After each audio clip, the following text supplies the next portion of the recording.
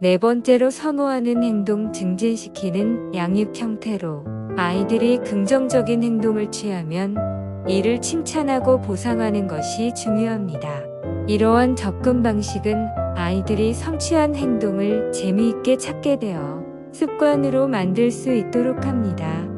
부모가 자신이 선호하는 행동을 보여주는 방식으로 모델링함으로써 아이에게 큰 영향을 줄 수 있습니다. 예를 들어 부모가 적극적으로 운동하고 건강한 식습관을 가지고 있다면 아이는 그러한 행동을 따르는 경향이 있습니다. 또한 아이가 선호하는 행동을 계속 반복하려면 부모의 일관성이 중요합니다. 일관되게 아이가 선호하는 행동을 장려하고 그렇지 않은 행동에 대해서는 적절하게 대처하여 아이들이 잘못된 습관으로 빠지는 것을 자연스럽게 차단하여 주는 것이 좋을 것입니다. 아이가 바람직한 것들을 선호하여 행동을 수반하게 하기 위해서는 아이가 스스로 선택할 수 있는 여지를 주는 것이 행동을 증진하는 데 도움이 됩니다. 아이가 스스로 선택한 경우 아이들이 문제가 생겼을 때도 스스로 문제 해결을 하기 위해 노력하는 모습이 수반될 가능성도 높아집니다. 이런 문제 해결 과정을 경험하면서 아이는 더욱 성숙하고 깊이 사고하는 능력이 키워질 것입니다.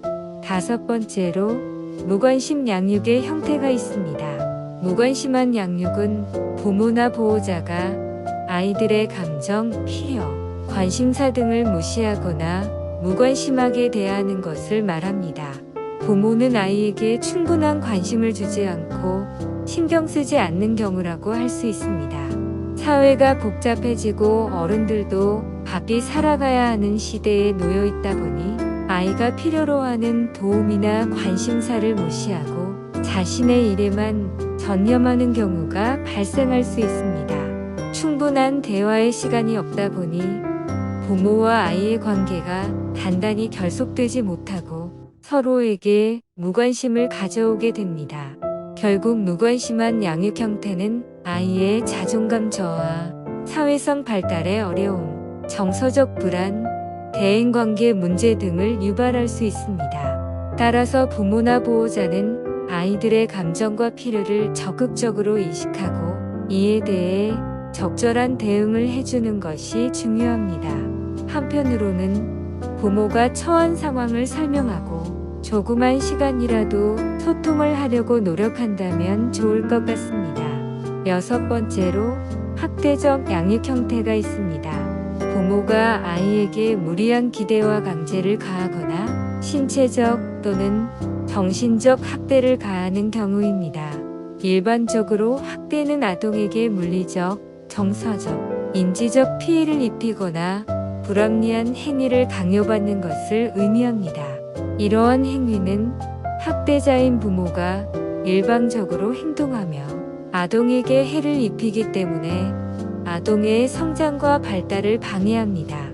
또한 심각한 폭력을 행사하거나 성적인 학대를 하는 경우도 이런 양육 형태에 해당합니다. 이러한 학대적 양육 행동은 어떤 경우든지 아동의 건강과 발달에 해를 입히고 정서적인 불안과 올바른 가치관을 형성하지 못하게 하는 주요 요인으로 작용하게 됩니다. 최악의 상황에서는 아이들의 생명을 빼앗는 행위로 연결되기도 하기 때문에 주변에서는 이런 상황에 노출된 아이들이 있다면 가능한 한 이러한 상황을 예방하고 신속하게 조치가 취해질 수 있도록 관심을 가져준다면 좋을 것입니다. 일곱 번째는 독재적 양육 형태입니다. 독재적 양육은 부모나 보호자가 자식을 강력하게 통제하고 지배하는 방식으로 자식들의 자율성을 제한하고 독립성을 방해합니다. 이는 정서적, 신체적, 인지적으로 부정적인 영향을 미칠 수 있습니다. 부모나 보호자가 자식을 감시하고 감독하는 방식으로 자식의 모든 활동을 추적하고 강제로 관여하는 것을 예로 들 수 있습니다. 이는 자식의 프라이버시를 침해하고 건강한 인간관계와 사회화를 가로막는 일로 아이들의 강한 반항심을 일으키는 요인으로 작용하게 합니다. 또한 부모가 강압하여 자신의 의견과 생각을 따르도록 만듭니다.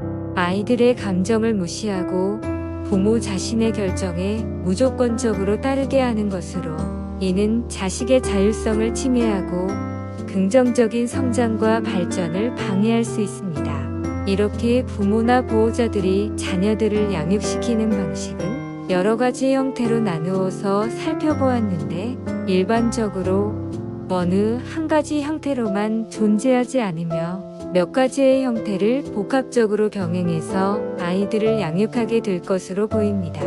아이를 키우는 부모는 양육 방식을 선택하면서 아이의 필요와 성격을 고려해야 합니다.